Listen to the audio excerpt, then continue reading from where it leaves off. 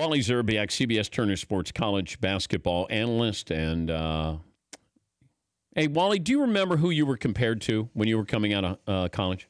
Larry Bird. That was kind of the comparison back when I was the sixth pick in the draft. Oh, wow. Yeah. That's pretty good, but hard to live up to. I know. Didn't quite meet up to those expectations. Had a pretty good career. Made an all-star team, bunch of playoff runs. But, he was obviously tremendous. So, but that was pretty flattering and complimentary to to be compared in that light. But you played against him, didn't you? I didn't. I just missed him. My first season was the first season that the Boston Garden wasn't in existence, so I unfortunately missed playing at the old Garden. Would have loved to have played there. It was the Fleet Center my rookie year, so I just missed playing against Larry. And then Doug McDermott. Now you got players being compared to you. I know, and Doug McDermott was with the Knicks, and I thought he would definitely grow into a player like I did, and do what I did in the pros.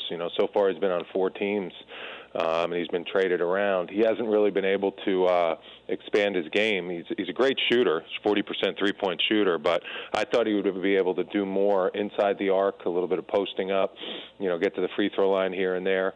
It just goes to show you, I thought he was, incredible in college. National Player of the Year, averaged 25 points a game in a tough Big East and dominated that league. But you never know how a guy's going to translate to the NBA. He's going to be solid. He's going to have a good career, but I was expecting him to do a little bit more. How did life change for you when Miami of Ohio got on the map during the NCAA tournament?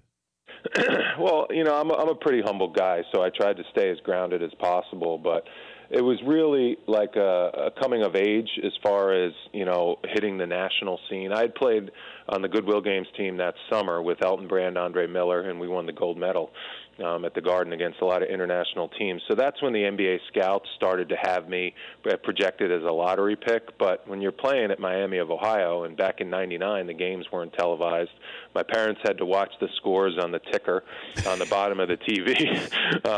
So not too many people knew about me. So to have that run in the NCAA tournament, that's really where, you make your name on the national scene. And it was great to, play good basketball in the tournament. He's Wally Szczerbiak, former NBA player working for CBS Sports, brought to you by the 2018 Mercedes-AMG E-Class, a suite of innovative technologies, one of the most intelligent cars on the road. Go to MBUSA.com or visit your local dealership to schedule your test drive today. All right, handicap these games coming up. How does this all play out?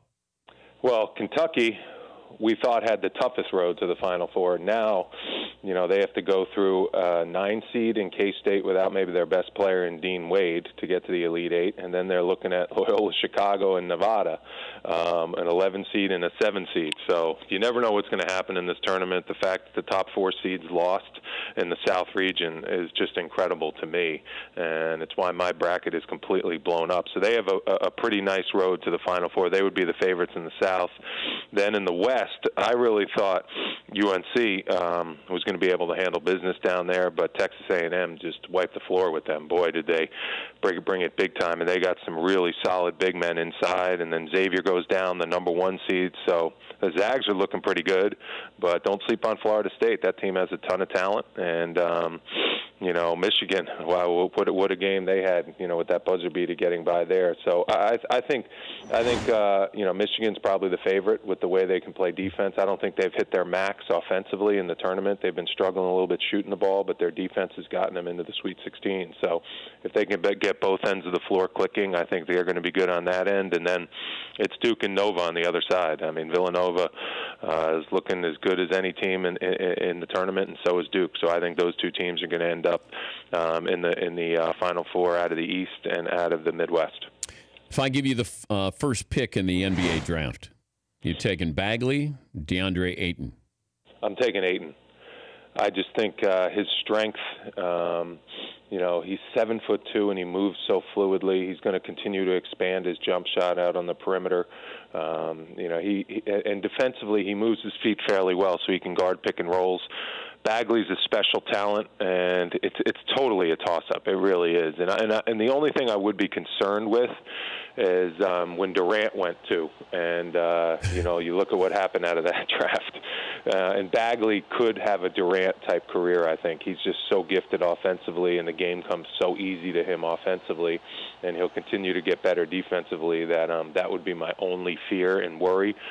So maybe Bagley's kind of the safer choice, but DeAndre Ayton, boy, if he stays healthy and continues to progress, that guy's a man-child at a young age. I don't know if you saw the news. You wouldn't be surprised by the news, but Trae Young announced that he was going pro. Concerns? Yeah, I do. Listen, the guy is a gift, the way he sees the floor, the way he passes, the way he can get by his defender, and the way he can shoot. But he is small, and he is a little slight and frail. And going up against big bodies in the NBA, I don't know how his body's going to fill out and mature. He is an absolute sieve on the defensive end of the floor. He does not even try on defense.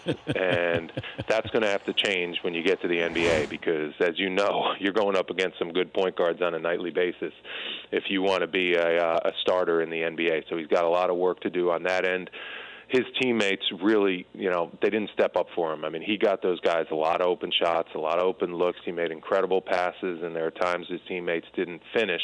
So when he gets to the NBA, he's going to be playing with stars all around him, which are going to make him better, and he's going to make everyone else better because the gift that he has as a point guard, the way he sees the floor and averaging, leading the country in points and assists, you can't shy away from that. But I just think there are some physical questions that as long as he answers those, I think he's going to be a really good NBA player.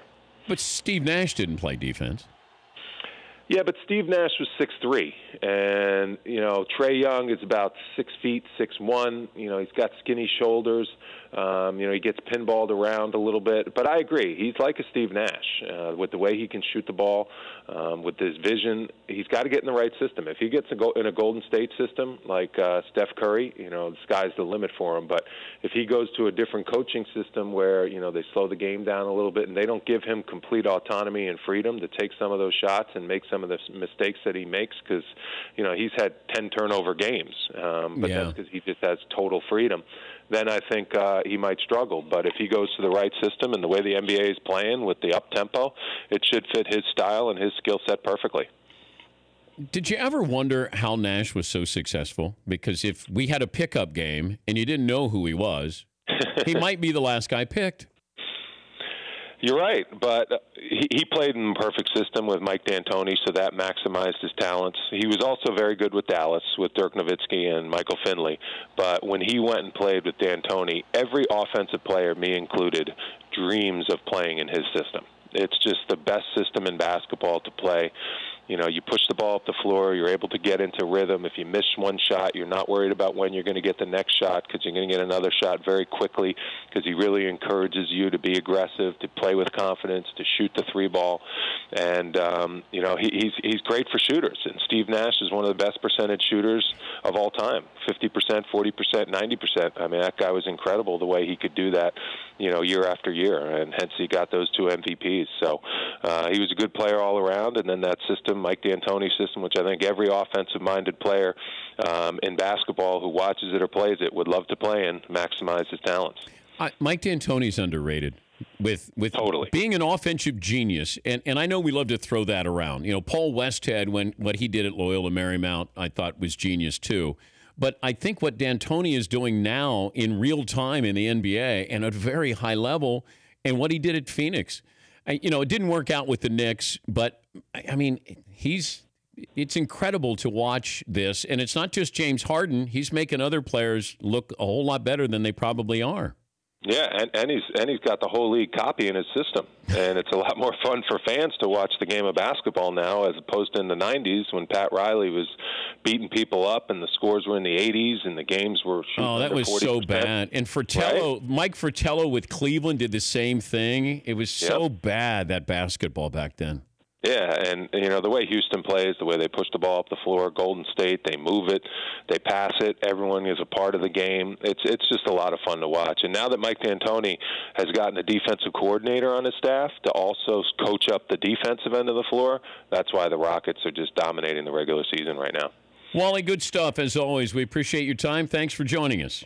Anytime, Dan. Great to talk. That's Wally Szczerbiak. For more Dan Patrick Show, tune to Audience Channel 239 on DirecTV or download the Dan Patrick Show app.